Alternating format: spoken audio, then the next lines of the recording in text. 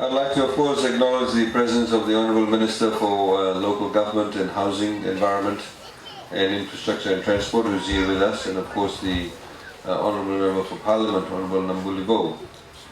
Tonight we have come here with the view of essentially listening to you, and I will tell you what I have been informed, and then maybe you can tell me what I have been told is correct or not. You can then tell me whether what I'm saying is right and what do you want, because obviously we need to be able to find a solution. Overall, we need to find a solution, and a long-term solution to your housing needs, your access to land. But before I do that, before I actually talk specifically about this particular Nunuku and Vendonga area, I wanted to essentially say one thing to you about the Fiji First Government's policy on accessibility to housing. You know, we have said now a number of times in Parliament that we are very keen that we increase home ownership in Fiji. A very small percentage of Fijians actually own their own homes in Fiji. And when you have more people in Fiji owning their own homes, you actually help them to save. You actually stop them from going to money lenders. Because the moment you own your own home, you know, mainstream banks will give you money, they'll lend you money, and you're able to access also credit. We have set aside millions of dollars to be able to develop land and help people to build their own homes. We're doing, for example, a major project at the moment in Nandi. Those of you who know Watualevu, and there's a place called Matavoli Voli, where we're actually funding the Housing Authority to develop land. And we want to be able to give the first choice to people who earn less than $25,000 a year. They will have the first right to buy that land. As you know, that we're also developing in Langi Langi, commonly known as Jitu Estate. There are people who are living in squatter conditions. They now have their own homes and flats. Just to explain to you, you know, to subdivide land and give everybody a block of land each sometimes can become very expensive. So how some countries have solved it is that they will put up a building that may be 3 or 4 stories high, and on each floor you may have 2 flats, 2 houses. So it could be a size a flat this big. You could have 2 or 3 bedrooms, or you could be 3/4 of this size, kitchen, toilet, bathroom. It's like a proper home. But you don't get that, you get the title for that particular flat. It's what you call strata titling.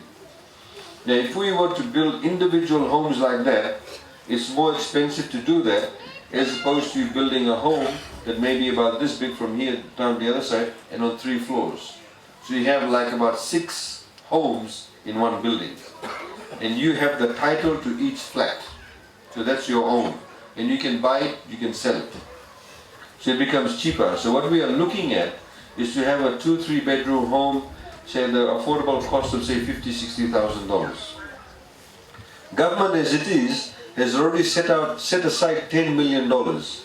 If you buying your first proper home, if you buying your first proper home, if you're building your first proper home, we give you a grant. So if you're building your first proper home, we give you a grant of $10,000. If you're buying your first proper home, we give you a grant of $5,000. As long as you're going through a bank, we will give you that money. So there's a lot of people who have taken advantage of it. We've given out about $6 or $7 million to people who've gone through banks, they're building their first home or they're buying their first home. As long as the bank approves the loan, we contribute towards that. You can also use your FNPF money to contribute towards the building or buying of your home. So there's a lot of schemes that are available that we provide to people to increase their home ownership.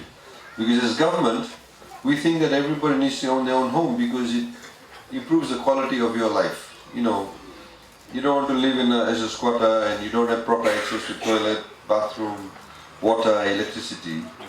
When you have a nice home, a livable home, you feel good about yourself. Your environment is good, your children feel good, you can have your own little patch or whatever, grow vegetables. Secondly, it also helps you to save money. I'll give you an example. There are some people, for example, I know, sometimes you have family requirements, commitments. Somebody dies in the family, you need $2,000. You need $1,500.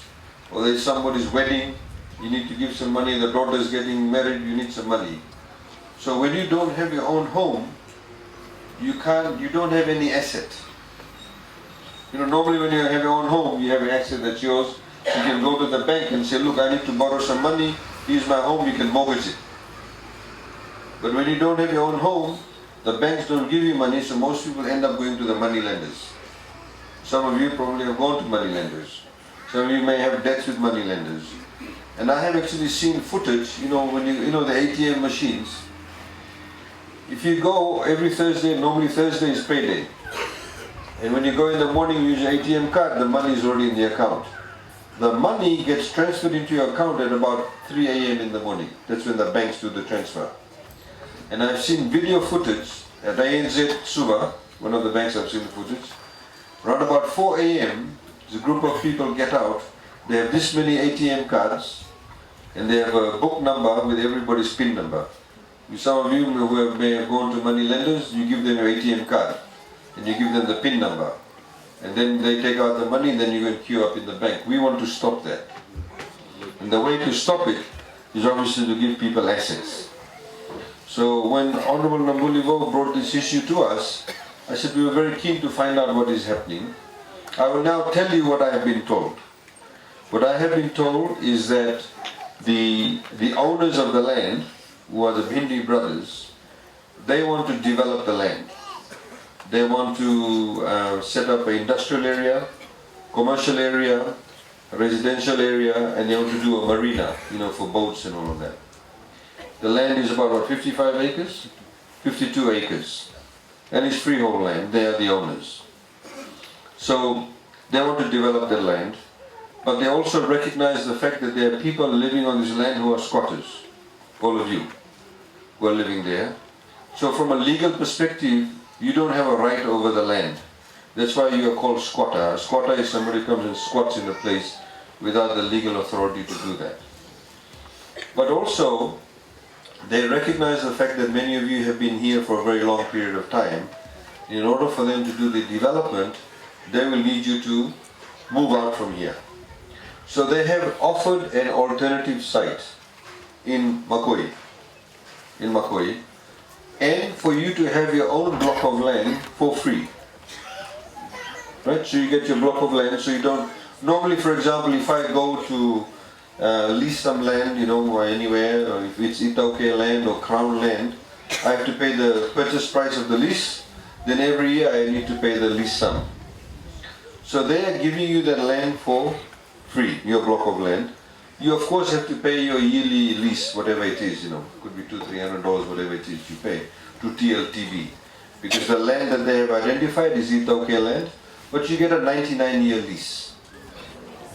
Right.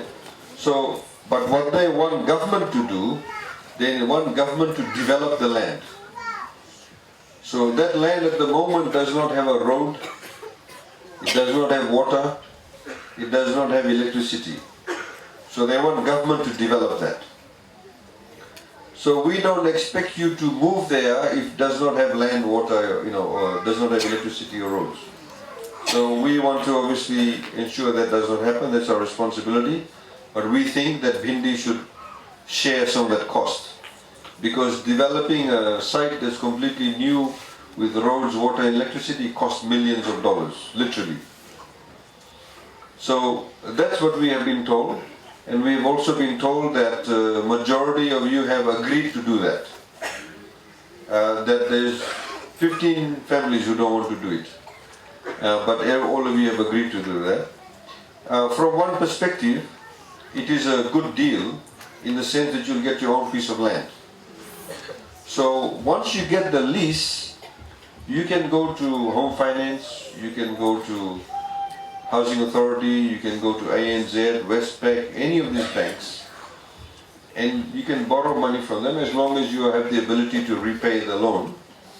You go to your FNPF, those are your FNPF, you can withdraw your funds, You can go to a bank, you can apply to government for the first home application. You know, where if you're building your own home, we'll give you $10,000 grant. We won't give it to you in your hand, we'll give it to the bank. So then they pay the contracting company. So all those provisions there, so it's a good deal from that perspective, and you get your own title. So once you get your own title, then the banks will lend you money. And once you get your own title also, so you know, like you build your home, and maybe you build it for $50,000, whatever the case may be. And 2 years down the track, if you need $1,000, you can go to the bank as long as you've been doing repayments and say, look, I need $1,000 because my uncle died and I have to send some money to Kandavu. You know, they can lend you the money because they already have the house as mortgage. So that's what we call bringing you part of the mainstream. At the moment, because you're not part of the mainstream, you do not have access to that kind of funding. So that's where we are, that's where we're coming from. And Honorable Nambulivo said, you know, maybe I need to go and hear from you what your views are, and also for me to convey to you what the legal position is, and also what is the advantage of getting a new lease. Okay, so that's what I have. I have not met the Bhindi people.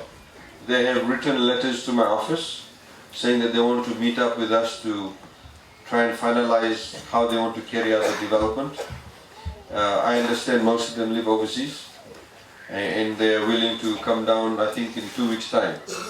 2 weeks' time to meet up with us. So it is our responsibility to make sure that, you know, you don't go and live on the street. We as a government need to obviously ensure that everybody's rights are protected. But I would urge you that you have to look at these kind of developments from a bigger perspective.